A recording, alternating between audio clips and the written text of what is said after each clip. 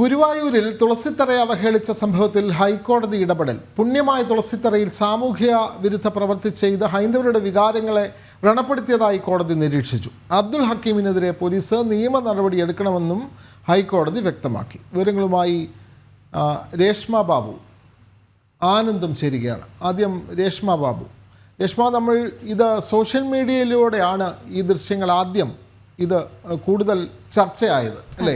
തുളസിത്തറയെ അവഹേളിക്കുന്ന തരത്തിൽ ഉള്ള പെരുമാറ്റം, അതും ഗുരുവായൂരിൽ. എന്തായാലും ഇക്കാര്യം കൃത്യമായി കോടതിയുടെ മുന്നിൽ എത്തിയിരിക്കുന്നു. കോടതി ഇക്കാര്യത്തിൽ നിയമ നടപടി വേണം എന്നുള്ള അഭിപ്രായം തന്നെയല്ലേ പറഞ്ഞിരിക്കുന്നത്? രേഷ്മ ബാബു.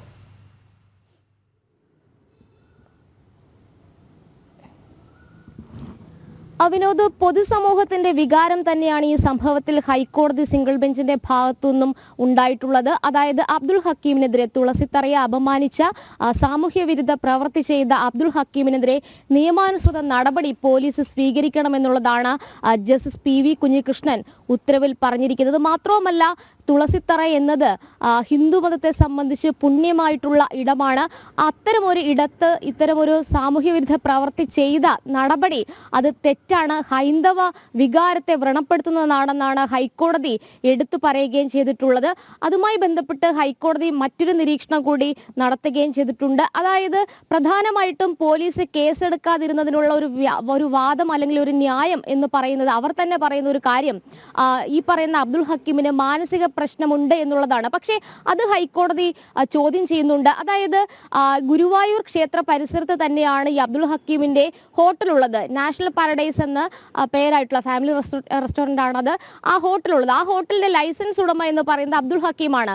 അത്തരമൊരു ഹോട്ടൽ ഉടമ അല്ലെങ്കിൽ ലൈസൻസ് ഉടമയായിട്ടുള്ള വ്യക്തിക്ക്, ഒരു മാനസിക പ്രശ്നമുള്ള വ്യക്തിക്ക് എങ്ങനെയാണ് ലൈസൻസ് കൈവശം വെച്ചുകൊണ്ട് തുടരാനാകുന്നത് എന്നുള്ള ഒരു ചോദ്യമാണ് ഹൈക്കോടതി സിംഗിൾ ബെഞ്ചിന്റെ ഭാഗത്തുനിന്നും ഉണ്ടായത്. ഒന്നാമത്തെ ചോദ്യം. അതുമാത്രമല്ല, ഇക്കാര്യത്തിൽ സമഗ്രമായിട്ടുള്ള അന്വേഷണം പ്രസ്തുത അന്വേഷണ ഉദ്യോഗസ്ഥർ നടത്തണമെന്നും ഹൈക്കോടതി പറയുന്നുണ്ട്. അതായത് മാനസിക പ്രശ്നമുള്ള അബ്ദുൽ ഹക്കീം എങ്ങനെയാണ് ഈ ഹോട്ടലിന്റെ ലൈസൻസ് കൈവശം വെച്ചിരിക്കുന്നത്, അത് എങ്ങനെയാണ് തുടരുന്നത്, ഇക്കാര്യത്തിലാണ് പോലീസിന്റെ അന്വേഷണം കൃത്യമായിട്ട് ഉണ്ടാകേണ്ടത്. മറ്റൊന്ന്, ഈ ഒരു പശ്ചാത്തലം, ഈ ഉത്തരവിന്റെ പശ്ചാത്തലം എന്ന് പറയുന്നത്, ഈ സംഭവം, അതായത് ഈ അബ്ദുൽ ഹക്കീം തുളസിത്തറയെ അപമാനിച്ചുകൊണ്ട് സാമൂഹ്യ വിരുദ്ധ പ്രവൃത്തി ചെയ്യുന്ന ദൃശ്യങ്ങൾ സമൂഹ മാധ്യമങ്ങളിൽ വലിയ രീതിയിൽ പ്രതിഷേധത്തിനിടയാക്കുകയും അത് പലരും ഷെയർ ചെയ്യുകയും ചെയ്തിരുന്നു. അത്തരത്തിൽ ഷെയർ ചെയ്ത ഒരാളാണ് ശ്രീരാജ് കൈമൾ. അതായത് ഇൻസ്റ്റഗ്രാം അക്കൗണ്ടുകളിലൂടെയൊക്കെ തന്നെ ഈ വീഡിയോ അടക്കം ഷെയർ ചെയ്തു എന്നുള്ളതാണ് ശ്രീരാജ് കൈമളിനെതിരെ കേസെടുക്കാനായിട്ടുള്ള ഒരു കാരണമായിട്ട് ഗുരുവായൂർ ടെമ്പിൾ പോലീസ് പറയുന്നത്.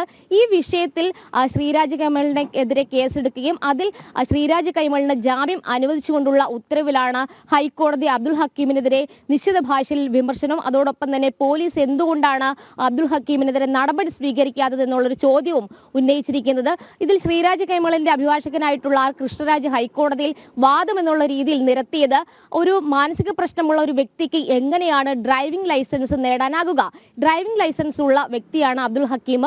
അതിൽ മേല് കൃത്യമായിട്ടുള്ള ഒരു പരിശോധന ഉണ്ടായില്ല. മാത്രവുമല്ല, ഈ ശ്രീരാജ് കൈമളിന്റെ സ്വന്തമായിട്ടുള്ള ഒരു അക്കൗണ്ട് ഒന്നുമല്ല, ഈ ഇൻസ്റ്റഗ്രാമിന്റെ അക്കൗണ്ടിലൂടെ ഒന്നുമല്ല ഈ ഒരു വിഷയം പ്രചരിപ്പിക്കപ്പെട്ടത് എന്നുള്ളൊരു വാദഗതിയും കൃഷ്ണരാജ് ഹൈക്കോടതിയിൽ മുന്നോട്ട് വെച്ചിരുന്നു.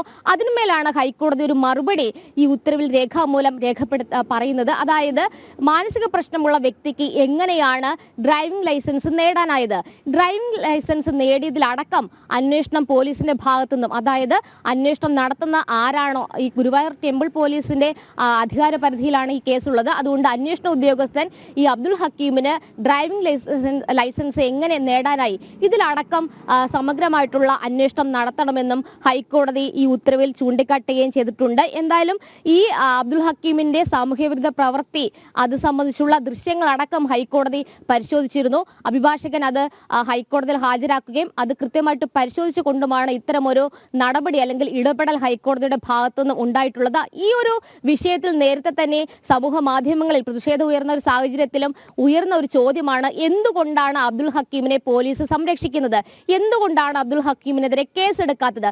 അന്ന് പോലീസ് നൽകിയ ഒരു മറുപടിയാണ് അബ്ദുൽ ഹക്കീമിന് മാനസിക വിഭ്രാന്തിയുണ്ട് അല്ലെങ്കിൽ മാനസിക വൈകല്യമുണ്ട് എന്നുള്ളതായിരുന്നു. പക്ഷേ ആ മാനസിക വൈകല്യമുള്ള വ്യക്തിക്ക് എങ്ങനെയാണ് ഡ്രൈവിംഗ് ലൈസൻസ് അടക്കം കൈവശം വെക്കാൻ സാധിക്കുന്നത്?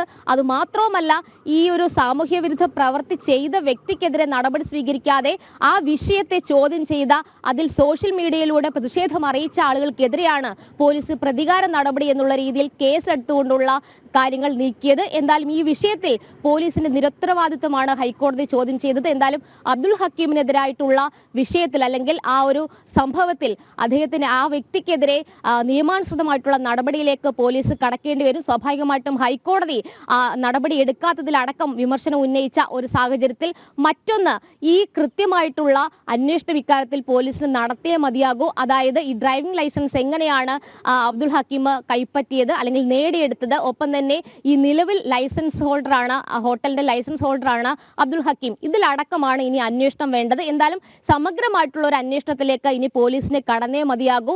ഇനി വിട്ടുവീഴ്ച മനോഭാവമോ ഒന്നും തന്നെ, മെല്ലെപ്പോക്ക് നയമോ ഒന്നും തന്നെ പോലീസിന് സ്വീകരിക്കാൻ സാധിക്കില്ല. എന്തായാലും ഈ വിഷയത്തിൽ ഒരു കൃത്യമായിട്ടുള്ള ഇടപെടൽ ഹൈക്കോടതിയുടെ ഭാഗത്തുനിന്ന് ഉണ്ടായിട്ടുണ്ട്. മറ്റൊന്ന്, ഹൈന്ദവ വികാരത്തെ വ്രണപ്പെട്ടു എന്ന് ഹൈക്കോടതി കൃത്യമായിട്ട് എടുത്തു പറയുകയും ചെയ്യുന്നുണ്ട്. ശ്രീരാജ് കൈമളിനെതിരായിട്ട് പോലീസ് രജിസ്റ്റർ ചെയ്ത കേസിൽ പറഞ്ഞിരുന്നത് മതവികാരത്തെ വ്രണപ്പെട്ടു അല്ലെങ്കിൽ മതസ്പർദ്ധ വളർത്തി എന്നുള്ളതാണ്. കൃത്യമായിട്ട് പറയുകയാണെങ്കിൽ ദൃശ്യങ്ങൾ പരിശോധിക്കുമ്പോൾ അബ്ദുൽ ഹക്കീമാണ് മതസ്പർദ്ധ വളർത്തുന്ന രീതിയിൽ പ്രവൃത്തി ചെയ്തിരിക്കുന്നത്. ഇത് ഹൈക്കോടതി എടുത്തു പറയുകയും ചെയ്തിട്ടുണ്ട്. എന്തായാലും ഹൈക്കോടതിയുടെ നിരീക്ഷണമാണ് ഹൈക്കോടതിയുടെ ഭാഗത്തു നിന്നുണ്ടായത്. ആനന്ദ് കൂടി ചേരുന്നു. ആനന്ദ്, ഈ ഗുരുവായൂരിൽ ഉണ്ടായ ഈ സംഭവം വലിയ പ്രതിഷേധത്തിനിടയാക്കിയതാണ്. ഹൈന്ദവ വികാരങ്ങളെ വ്രണപ്പെടുത്തുന്ന തരത്തിലുള്ള പെരുമാറ്റമാണ് ഉണ്ടായത് എന്നൊക്കെ പറയുന്നു. പക്ഷേ ഇയാൾ മാനസിക വിഭ്രാന്തിയുള്ള ആളാണ് എന്ന് പറഞ്ഞ് ഈ സംഭവത്തെ ലഘൂകരിക്കാനുള്ളൊരു ശ്രമം ആ ഘട്ടത്തിൽ ഉണ്ടായതല്ലേ ആനന്ദ്? തീർച്ചയായിട്ടും വിനോദം, അങ്ങനെ തന്നെ നമ്മൾ മനസ്സിലാക്കണം. ഒരുപക്ഷെ അത്തരത്തിൽ തന്നെയായിരുന്നു തുടർന്നുള്ള നടപടികളും.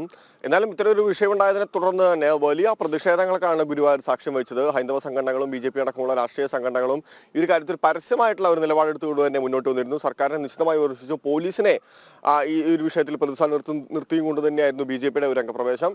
പ്രത്യേകിച്ച് അത്തരത്തിൽ ഈ കളങ്കപ്പെട്ടു എന്ന് പറയപ്പെടുന്ന ഈ തുളസി തറയിൽ അത്തരത്തിൽ പൂജകളും എല്ലാം നടത്തിക്കൊണ്ടും ശുദ്ധികലശങ്ങളെല്ലാം നടത്തിക്കൊണ്ടും ഹൈന്ദവ സംഘടനകൾ രംഗത്തുണ്ടായിരുന്നു. അതുപോലെ തന്നെ ഇയാളുടെ ഈ ഹോട്ടലിലേക്ക് മാർച്ച് നടത്തിക്കൊണ്ട് ബി.ജെ.പി പ്രതിഷേധം അറിയിച്ചിരുന്നു. എന്നാലും പൊതുവിൽ ഉയരുന്ന ഒരു ചോദ്യം, അന്നും ചോദിച്ചിരുന്ന അതേ ഒരു ചോദ്യം തന്നെയാണ്. അത്തരത്തിലൊരു സാമൂഹ്യ വിരുദ്ധ പ്രവൃത്തി ചെയ്യുമ്പോൾ ഈ പുറത്തു വരുന്ന ഇത്തരത്തിലൊരു മാനസിക വൈകല്യമുള്ള ഈ ഒരു സർട്ടിഫിക്കറ്റ് എന്തുകൊണ്ട് ഇത്തരത്തിൽ അയാൾ നടത്തുന്ന ഹോട്ടലിന്റെ ഉടമസ്ഥ നൽകുമ്പോഴോ അല്ലെങ്കിൽ ഡ്രൈവിംഗ് ലൈസൻസ് അനുവദിക്കപ്പെടുമ്പോഴോ ഉയരുന്നില്ല? അല്ലെങ്കിൽ ആ സമയത്ത് എവിടെയായിരുന്നു ഇത്തരത്തിലുള്ള മറ്റ് ഈ സംവിധാനങ്ങൾ എന്നുള്ള ഒരു ചോദ്യം തന്നെയാണ് ഉയരുന്നത്. എന്തായാലും ഹൈക്കോടതി കൃത്യമായിട്ടുള്ള ഒരു നിരീക്ഷണം തന്നെയാണ് ഈ വിഷയത്തിൽ നടത്തിയിട്ടുള്ളത്.